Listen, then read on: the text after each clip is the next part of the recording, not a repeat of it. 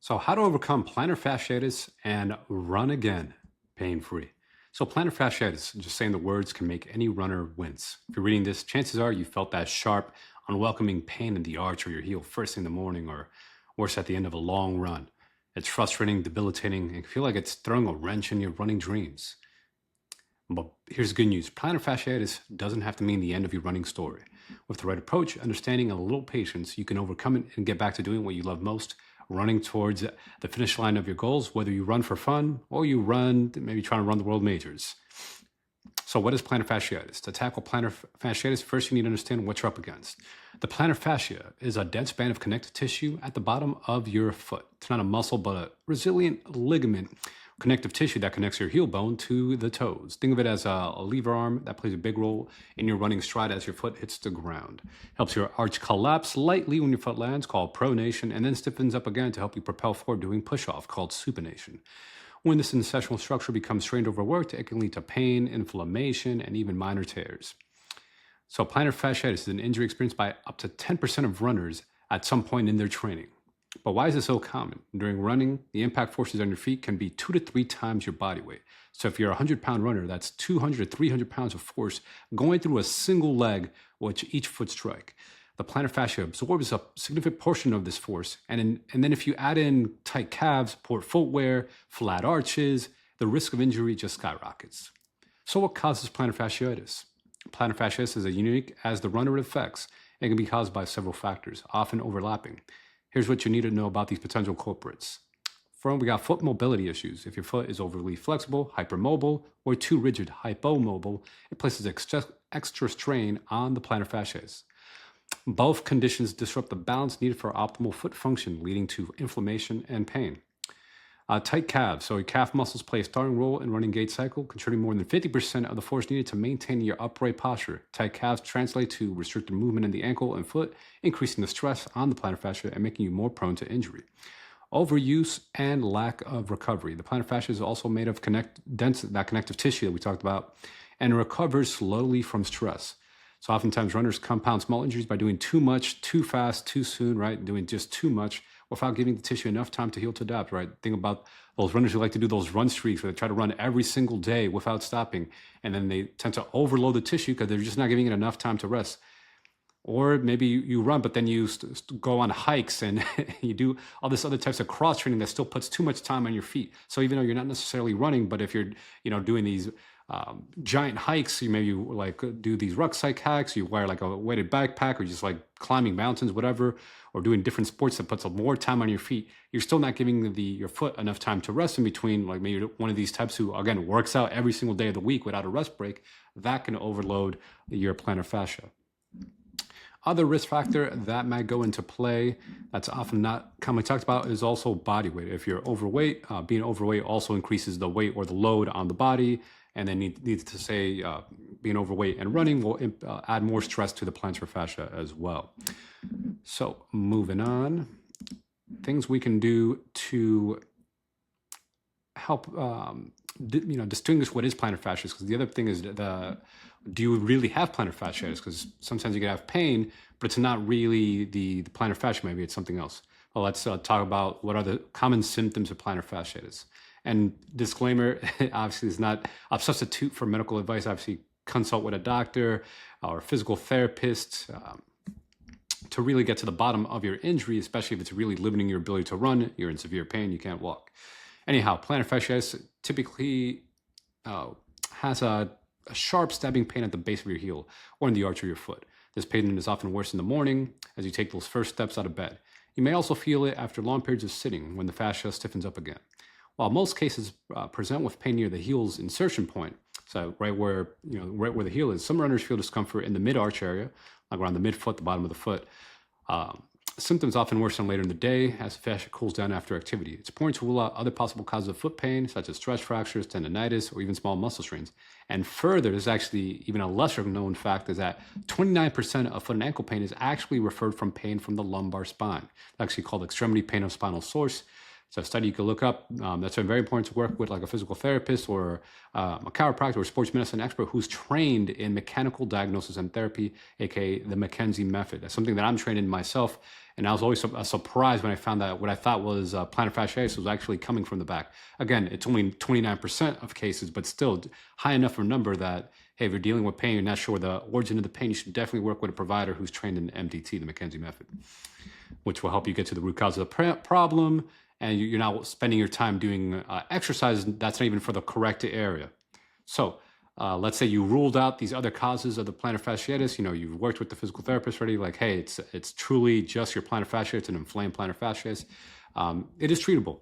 So understanding what the subtype of plantar fasciitis is it due to hypermobile, you overpronate, or hypermobile, you supinate too much, it's too stiff or rigid arch. You could take steps to strengthen, stretch, and heal. So treating a hypermobile, too flexible of arch, that's the more common one, people who tend to overpronate their foot.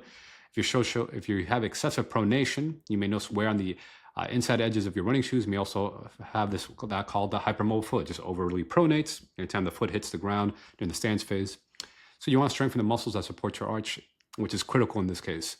Exercise to try, towel curls, such as grabbing a towel with your toes, a foot doming exercise where you create like an arch with your foot. You hold that, you can do that in sitting, you can do that standing, you even do it while you're doing squats or standing. And then balance training for ankle, foot, and mobility. So you do like single leg work where you balance yourself and work on also maintaining the dome of your foot to help improve the stability of your foot.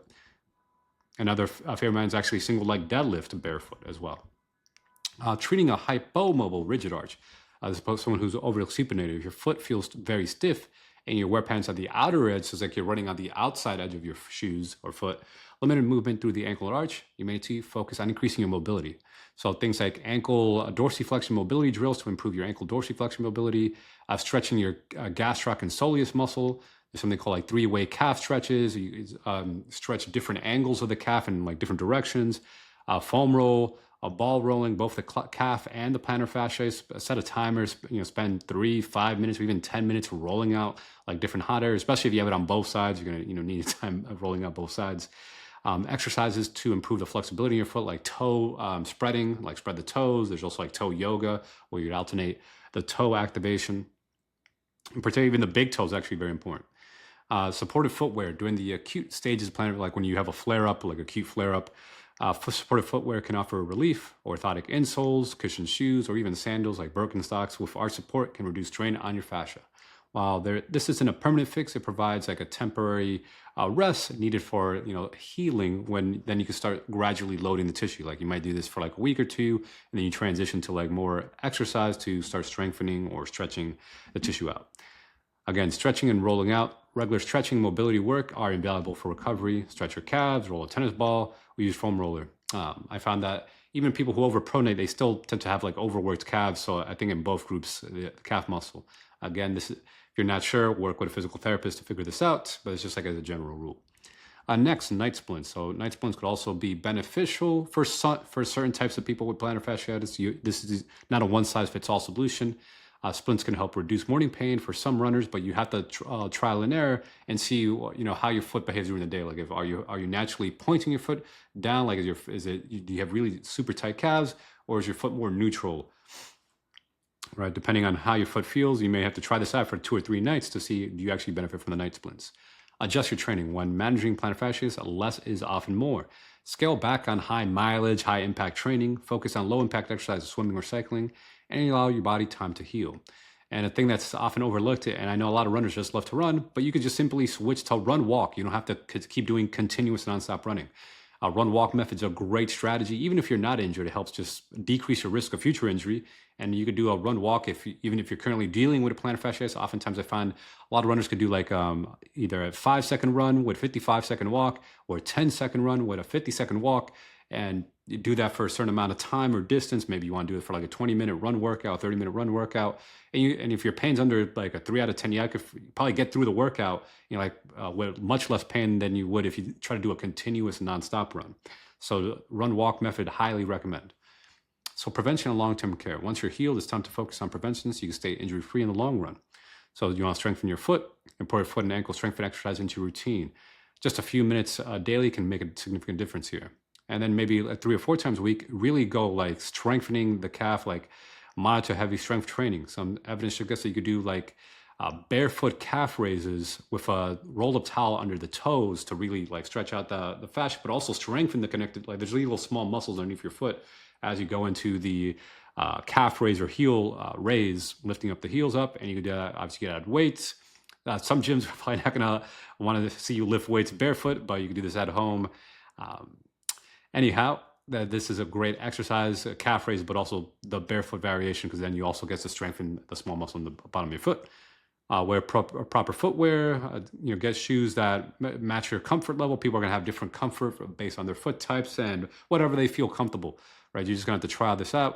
Go to a running shoe store and make sure you replace your shoes on a regular enough basis, typically every 6 months to a year. It just depends how much mileage you put on them. Some people need to replace them sooner, some later. It also depends if it's your everyday shoe or if you swap out your running shoes with other shoes so your shoes last longer.